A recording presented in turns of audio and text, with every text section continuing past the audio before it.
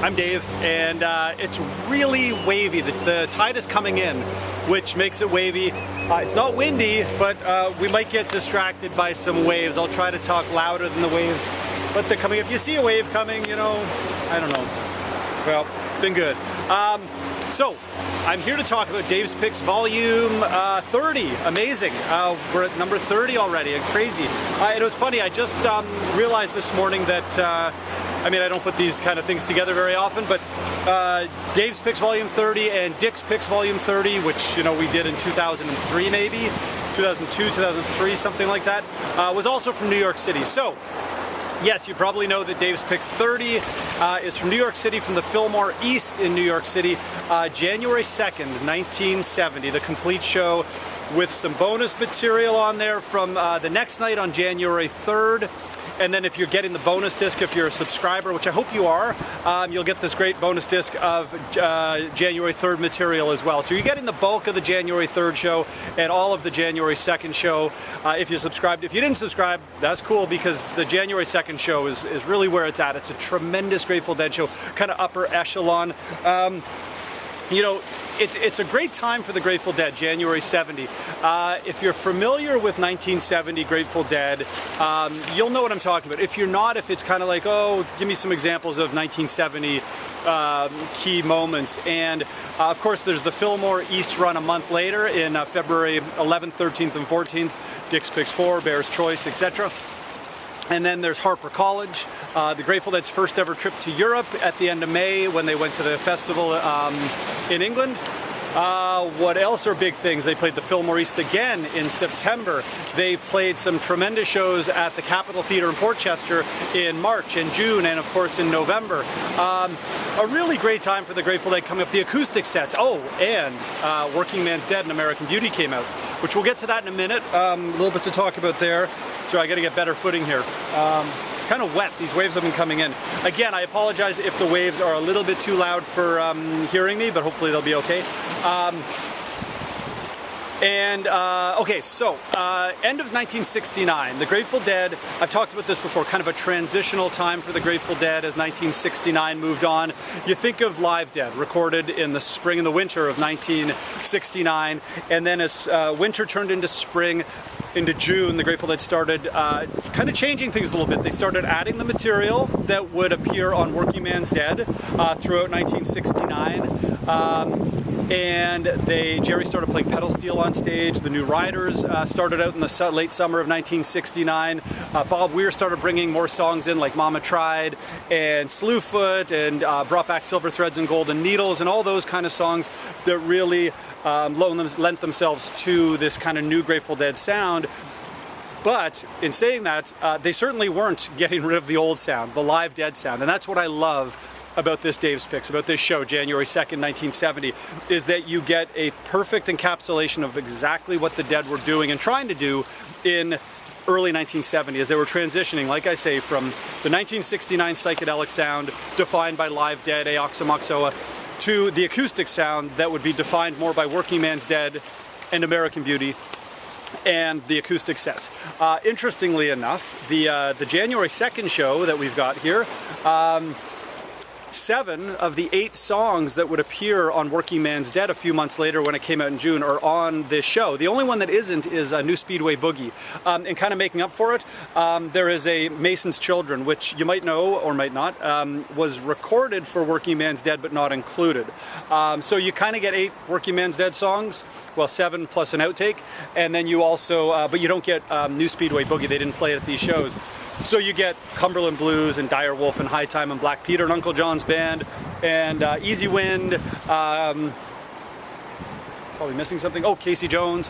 So you get 7 of the 8. So you get all that sort of new Grateful Dead sound, the sound that had been developing through the end of 1969. Well, once again, I will remind you, and that's what we'll get to now, they never turned their backs on the psychedelic band that was the kind of early to mid 1968 through mid 69 sound, which is to say you get a full-blown Live Dead sequence here of Dark Star, St. Stephen, The 11, and Turn on Your Love Light.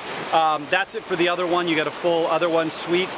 And then from the next night on the bonus disc, if you got that, you got Alligator. So they're really by no means changing who they were a year earlier. They're just adding to it, and that's what I love about the Dead. They changed a lot. They changed their sound. They changed the kind of songs they were playing, and yet every time they did change, they brought some elements of that version with them on the next phase, if that makes any sense. So the Dave's Picks, as you know, they've been increased to 20,000. They've been selling out. So this video is here to tell you that it's on sale now, and if you're interested in getting it, I'd get it sooner than later. I put this thing on pause. I would have put it on pause a while ago, got it, and then finished watching, or not. I mean, I don't know how loud the waves are going to be, but hopefully they'll be okay, and hopefully I'm talking loud enough. But it's a really, really wonderful Dave's Picks. It's a show that I hate to use the phrase should have come out a long time ago, but it's been under consideration for release many, many times. And then along comes the December 69. We've released a couple of December 69 shows in the last few years from the Thelma in Los Angeles, from the Fillmore Auditorium, just a couple weeks before this.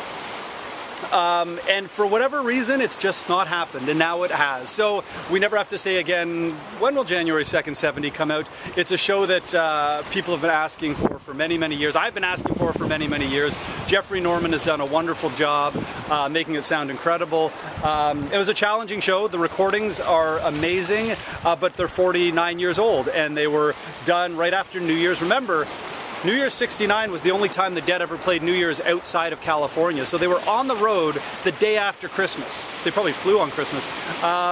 So from December 26th through New Year's Eve, they had an incredibly busy schedule all over the country, sort of.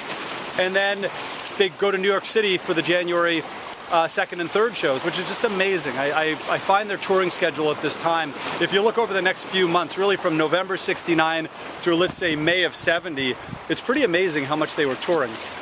I love looking at that stuff and seeing how busy they were, crisscrossing the country, playing in England, playing in Hawaii, playing in New Orleans, playing in New York, playing California a whole bunch. Just a really exciting time for the Grateful Dead. And so you've got these incredible recordings made by none other than Owsley Stanley. These are Bear's recordings.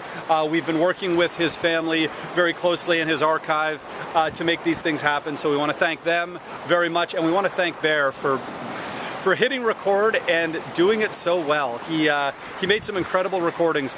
The live sound for the Grateful Dead, from what I hear, I wasn't even born when this show happened. I hear that the live sound was great.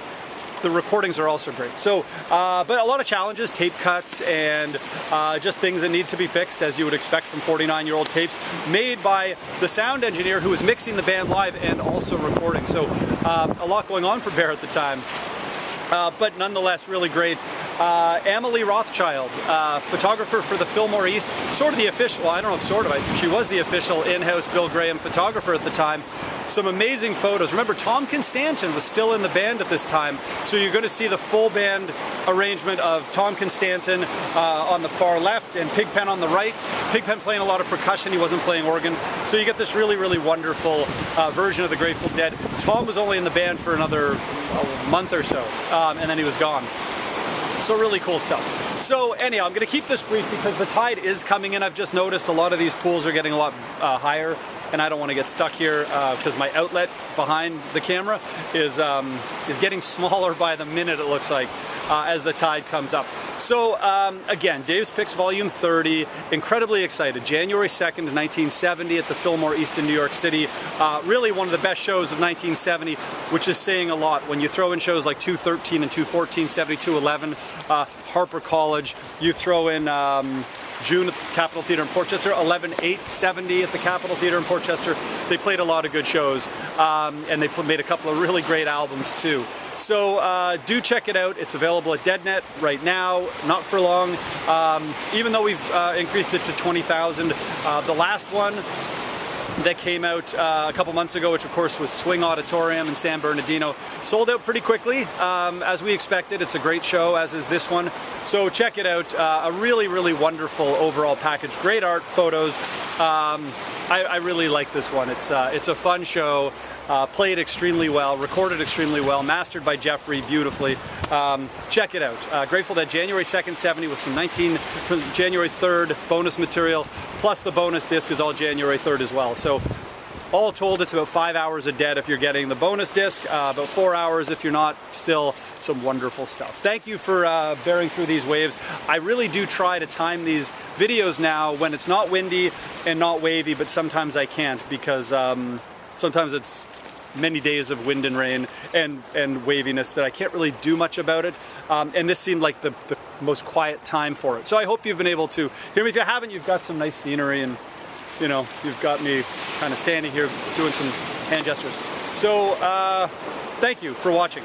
We'll see you here next time. We've just decided on Dave's Picks 31, so we're going into production on that. Got a few other amazing things happening in 2019, so do check out dead.net and Twitter and Facebook because we do have a really exciting year. I know I always say that, but this year is really great variety too this year, I gotta say. I mean, we always aim for variety of eras and styles of releases. This year, I think more than any in the past 5 or 6 years, we've got incredible variety in terms of format of releases and in terms of variety of types of releases. And that's all I'll say on that. Check out, Rhino does a great job of making sure that you know about these things, and they'll fill you in on everything. So thank you so much for bearing with me, and we'll see you here pretty soon, I'm sure, with another announcement about something cool. Thank you very much.